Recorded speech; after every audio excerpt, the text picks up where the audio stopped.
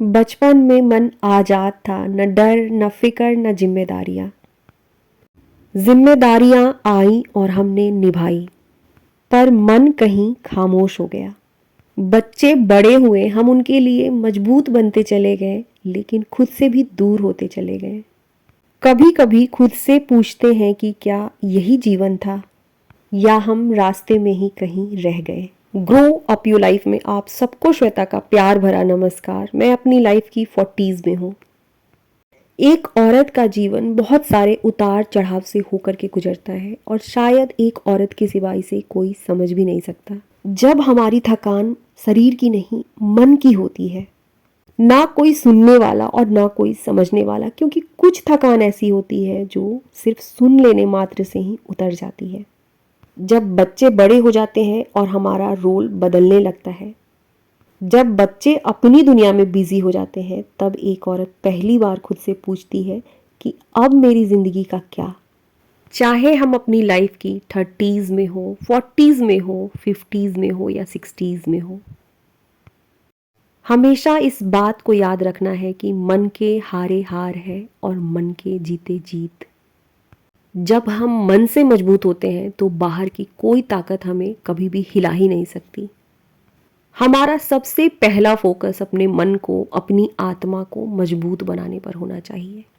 मुझे बहुत सारे कमेंट आते हैं, खासकर इंस्टाग्राम पर बहुत सारे लोगों के डीएम आते हैं। अकेलेपन से उन्हें घबराहट होती है। बहुत से लोग अपनी लाइफ में कुछ नया करना चाहते हैं, पर शुरुआत करने से उन्हें बहुत डर लगता है। बहुत से लोग हैं जिनके हस्बैंड उनकी बिल्कुल वैल्यू नहीं करते, बच्चों के पास टाइम ही नहीं है अपनी मम्मी से बात करने का। कुछ लोग तो ऐसे हैं जिनके अपने ही फैमिली मेम्बर्स उन्हें इतना परेशान करते हैं कि वो खुद को अकेली महसूस करती हैं। फिर से कहती हूँ, इन सब से निकलने के लिए अपने मन को, अपनी आत्मा को मजबूत बनाना सीखिए। मेरा पर्सनल एक्सपीरियंस है, मैंने खुद पर फोकस करना शुरू किया।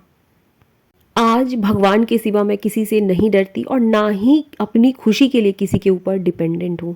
कुछ रियल बातें जिसे मैंने किसी मैगजीन से, सोशल मीडिया से, अपनी बहनों से, अपने पड़ोसियों से, अपने दोस्तों से सीखी है, बस उन्हीं बातों को मैं आप सबसे भी शेयर करती हूँ। क्योंकि कई बार हम सारी बातों को जानते हैं, लेकिन कोई याद दिलाने वाला नहीं रहता।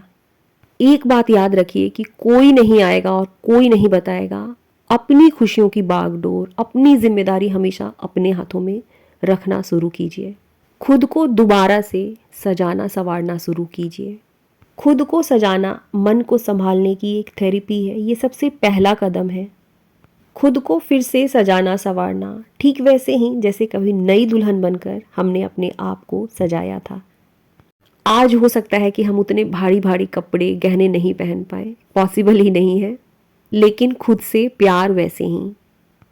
आईने के सामने खड़े होना सिर्फ चेहरा देखने के लिए नहीं होता, बल्कि वो खुद से मिलने का एक पल होता है। क्योंकि खुद को हम जिस तरीके से आईने में देखते हैं, वैसी ही अपनी तस्वीर धीरे धीरे मन में बैठने लगती है। बालों में प्यार से कंघी कीजिए, चेहरे पर हल्की सी मुस्कान लाइए। मन में कितना भी अकेलापन क्यों ना हो, आईने में खुद को देखकर थोड़ा मुस्कुराइए। अपना मुस्कुराता हुआ चेहरा देखकर सच में बहुत अच्छा फील होगा। आजकल मैंने साइकोलॉजी पढ़ना शुरू किया है। एक्सपर्ट बिल्कुल नहीं हूँ, पर इसकी थोड़ी सी साइकोलॉजी बताती हूँ। जब हम खुद को साफ सुथरा, संवरा हुआ सा देखते हैं, तो दिमाग में डोपामिन और सेरोटिन जैसे केमिकल रिलीज होते हैं, और यही केमिकल मन को हल्का कर देता है। जीने की इच्छा, खुश रहने की इच्छा बढ़ जाती है। इसलिए सजना संवरना कोई दिखावा नहीं है, मन की एक थेरेपी है। जब मन उदास होता है तो खुद को बेहतर रूप में देखना उदासी कम करने का एक बहुत अच्छा और आसान तरीका है। खुद को सुंदर दिखाना कोई घमंड नहीं है, ये तो याद दिलाता है कि मैं आज भी मायने रखती हूँ। मैं भी एक होम मेकर हूँ, मुझे भी पता है कि हर रोज बिल्कुल नए कपड़े पहन करके रहना पॉसिबल नहीं है, लेकिन पूरे दिन में एक बार बालों में कंघी करना, हल्की सी लिपस्टिक लगाना, काजल लगाना, बिंदी लगाना, थोड़े साफ सुथरे और प्रेस किए हुए कपड़े पहनना बिल्कुल पॉसिबल है। पॉइंट नंबर 2, रोज 20 मिनट सिर्फ अपने लिए। ये 20 मिनट ऐसे हो जब आप न पत्नी हो, न बहू हो, न माँ हो, बस आप हो। शांति से बैठिए, कुछ करने की कोशिश मत कीजिए, बस आसपास की आवाज़ों को सुनने की कोशिश कीजिए।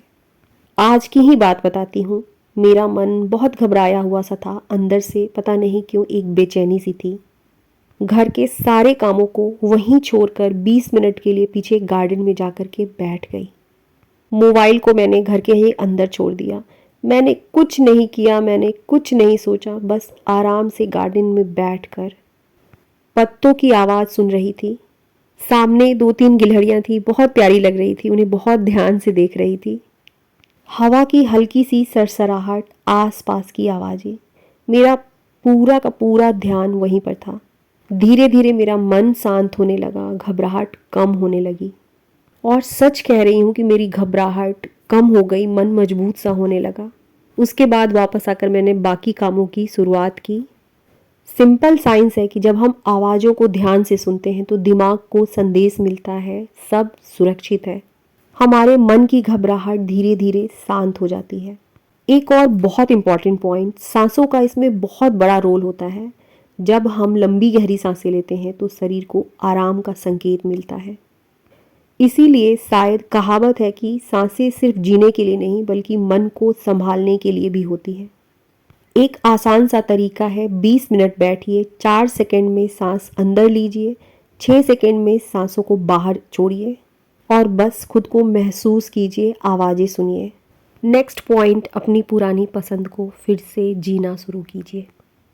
वक्त के साथ कई बार ऐसा होता है कि हम खुद को इतना भूल जाते हैं कि हमें ये भी नहीं याद रहता कि हमें आखिर पसंद क्या था।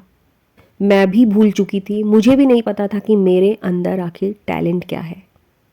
मैंने स्टिचिंग सीखी, किताबों को पढ़ना शुरू किया, साइकोलॉजी की थोड़ी बहुत स्टडी मैंने शुरू की, बिना ये सोचे कि इसका क्या फ़ायदा होगा, मैं इससे पैसे कमा पाऊंगी कि नहीं। लेकिन कई बार पैसों से भी ज़्यादा ज़रूरत होती है मन को मजबूत बनाने की।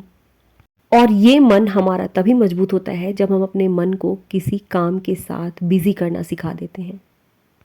कुछ भी जो पॉसिबल हो, कभी योगा क्लास, कभी मेडिटेशन क्लास, ऑनलाइन हो या ऑफलाइन हो। और कुछ भी समझ नहीं आए तो बाहर निकलकर लोगों से मिलना जुलना भी बिल्कुल गलत नहीं है। चाहे तो एक छोटा सा अपना यूट्यूब चैनल खोलिए या इंस्टाग्राम पर कभी कभी पोस्ट कर दीजिए, बिना इस उम्मीद के कि चलेगा या नहीं चलेगा।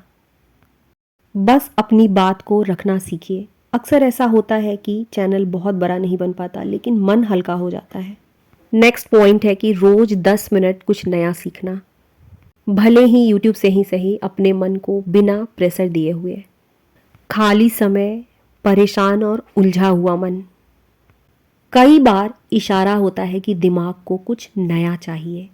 रोज़ 10 मिनट काफ़ी है, बशर्ते वो मन से होना चाहिए। ये सीखना करियर बनाने के लिए ज़रूरी नहीं, कभी कभी मन को जिंदा रखने के लिए भी ज़रूरी है। अब सवाल है कि 10 मिनट में हम सीख क्या सकते हैं। मोबाइल पर कोई भी नई चीज़, एक छोटा सा वीडियो, कोई आसान सी जानकारी, बस इतना ही दिमाग को लगे कि आज कुछ नया हुआ है। जब हम रोज़ थोड़ा थोड़ा सीखना शुरू करते हैं तो दिमाग को लगता है कि हमारी ज़िंदगी अभी चल रही है। नेक्स्ट पॉइंट है कि हर हाल में अपने शरीर को चलाना, चाहे मन हो या ना हो। थोड़ी देर वॉक करना, फिजिकल एक्टिविटी करना, हमारे मूड और हमारी बॉडी की एक्टिविटी में बहुत गहरा कनेक्शन है। खाली समय है, मन उदास है, कुछ भी करने के लिए नहीं है, थोड़ी देर वॉक करके देखिए, किसी गाने पर डांस करके देखिए, उदासी तुरंत खत्म हो जाएगी, मन बहुत अच्छा लगेगा। और नेक्स्ट पॉइंट है कि बोलना सीखिए, अपनी फीलिंग को एक्सप्रेस करना सीखिए। कोई सुनने वाला नहीं है, कोई समझने वाला नहीं है, तो भले ही डायरी में ही सही, लेकिन अपनी फीलिंग्स को एक्सप्रेस करना शुरू कीजिए। मेंटल प्रेशर कम होता है, दिमाग का बोझ हल्का होता है। और सबसे इम्पॉर्टेंट पॉइंट कि बदलाव की शुरुआत वहीं से हो जाती है जहाँ से हम एक छोटा सा स्टेप लेना शुरू करते हैं। दिन के 2 मिनट से 5 मिनट से अपनी ज़िंदगी को संवारने के लिए एक छोटा सा कदम उठाना शुरू करते हैं। बिल्कुल सच है कि बदलाव एक दिन में नहीं होगा, लेकिन एक दिन ज़रूर होगा।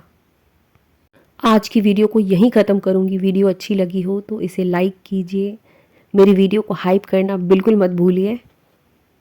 आपका एक हाइप, एक कमेंट मेरी वीडियो को बूस्ट देगा, जिससे कि ये बाकी लोगों तक भी पहुंच सके।